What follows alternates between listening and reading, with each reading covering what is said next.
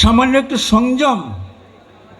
আমি একজন ছাত্র, আমার আচরণের মধ্যে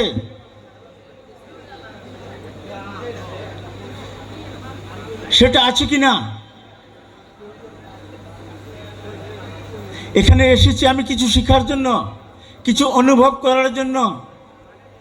আমি সেটা অনুভব করছি কিনা। এখন আমরা যখন দশম শ্রেণী উত্তীর্ণ হয়ে একাদশ শ্রেণীতে ভর্তি হই, কমপক্ষে 50 জনকে জিজ্ঞাসা করি আমি কোন স্ট্রিম নিয়ে পড়াশোনা করব, সায়েন্স নিব না আর্টস নিব না কমার্স নিব। জীবনের লক্ষ্য সিদ্ধান্ত আমরা ঠিক করতে পারি নাই, আর তার জন্য অনেককে জিজ্ঞাসা করি। আমরা মুখে মুখে বলি ভারত মাতা কি জয়, আমরা আওয়াজ তুলি একবিংশ শতাব্দী ভারতীয় শতাব্দী। আমাদের যখন লকডাউন পড়েছিল তখন মদের কাউন্টারে যখন একটু খোলা হয়েছে, মদের কাউন্টারে 2 কিলোমিটার লম্বা লাইন। এটা দেখি কি মনে হয় যে ভারত আবার জগৎ সবাই শ্রেষ্ঠ আসন লবে। আমরা রোজ গান করি, বিভিন্ন অনুষ্ঠানে গান করি, বলো বলো বলো সবে শতবিনা বেনু রবে, ভারত আবার জগৎ সবাই শ্রেষ্ঠ আসন লবে। কিন্তু শ্রেষ্ঠ আসনে উন্নীত করার যে সমাজ, সেই সমাজের অবস্থা কি আছে? তার জন্য আমাদের অবস্থার পরিবর্তন হওয়া চাই। ভারতবর্ষকে ভারতবর্ষের মতন তৈরি করতে লাগে।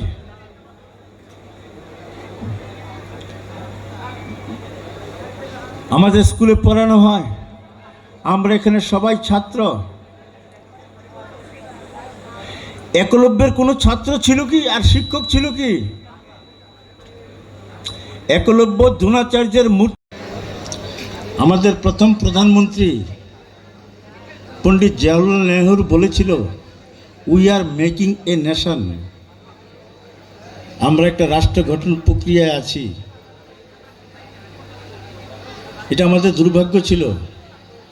প্রাচীনকাল থেকে ভারতবর্ষের রাষ্ট্র ছিল। আমাদের পুরাণে শ্লোক আছে, হিমালয়ম সমারভ্যম যাবদিন্দু সরবরম তং দেব নির্মিতম দেশম হিন্দুস্থানম প্রচক্ষতে। হিমালয় হইতে হিন্দু মহাসাগর পর্যন্ত এই যে ভূভাগ আছে, এটাকে হিন্দুস্থান বলা হয়। যাই হোক,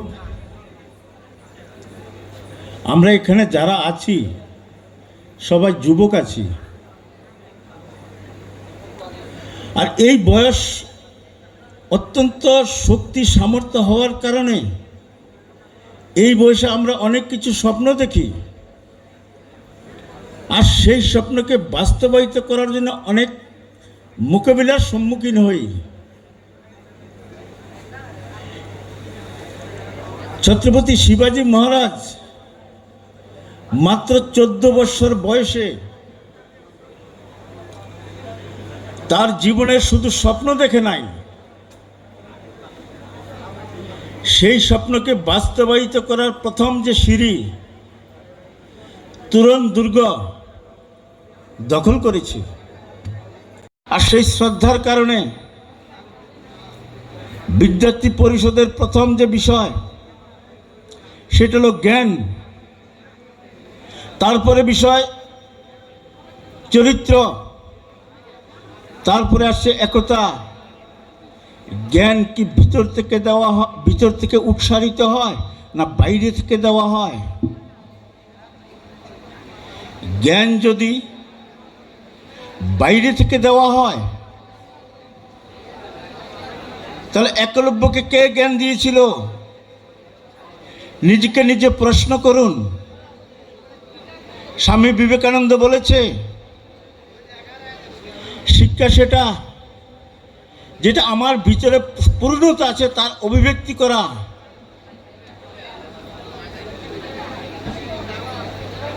আমার ভিতরে পূর্ণতা আছে, তার অভিব্যক্তি করতে হবে, আমাকে তার প্রকাশ করতে হবে।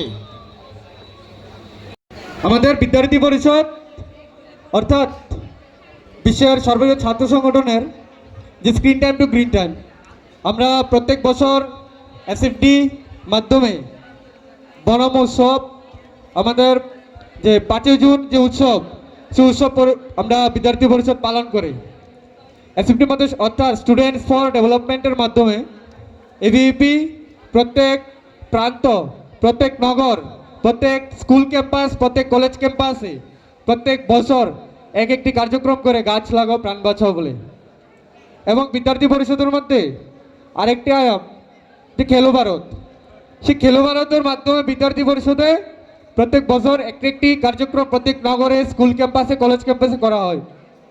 আমরা স্ক্রিন টাইমটা ছেড়ে আমরা প্রত্যেক দিনের মতো একদিন, প্রত্যেক দিন যদি 12 ঘন্টা স্ক্রিন টাইম ছেড়ে গ্রিন টাইম এবং যে অ্যাক্টিভিটিস টাইম, সেই অ্যাক্টিভিটিস টাইমে দেই, তো বিদ্যার্থীরা, প্রত্যেক বিদ্যার্থী এবং ভাই বোনদের আমি মনে করি আজকের যারা এখানে 12 পাস আউট হয়েছেন এবং মাধ্যমিক পাস আউট প্রত্যেকেই এবং আমরাও অনেক এগিয়ে যেতে পারবো। আমাদের সুনামরা অর্থাৎ সিপাহী জেলা থেকে আমরা বিদ্যার্থীরাও চাই, বিদ্যার্থী পরিষদ ত্রিপুরা প্রান্তের একটা জেলা বৈঠক যে বৈঠক ছিল, সে বৈঠকে আমরা যোজনা দিয়েছিলাম যে আমরা সুনামরায় অথবা ধনপুরে অথবা মেলাগড়ে যে কোনো সিপাহী জেলা দক্ষিণাংশে একটি কার্যক্রম করব। সে কার্যক্রম হলো আমাদের যে ভারতবর্ষের সবচেয়ে বড় এক্সাম, সবাই মনে ইউপিএসসি, ত্রিপুরার সবচেয়ে বড় এক্সাম টিপিএসসি জানি, টিসিএস জানি। সেই এক্সামে আমরা এক্সামের প্রিপারেশন বা এক্সামে কীভাবে পড়তে লাগবো, এক্সামের জন্য কীভাবে প্রিপারেশন করতে লাগে ক্লাস 9 থেকে অথবা ক্লাস 6 থেকে, এই সূচনা দিয়ে বিদ্যার্থী পরিষদ একটা কার্যক্রম করার মতো একটা কার্যক্রম প্রান্ত থেকে যোজনা নিয়েছেন। তো জানি না সুনামরায় কবে, কিন্তু ধনপুর নগর শাখার অন্তর্গত আমাকে যোজনা দিয়েছিল তারা 15 আগস্টের পরে করতে পারবে। তো সুনামরা নগরের অর্থাৎ এখানে অন্যান্য নগর শাখা থেকে যে সকল কার্যকর্তা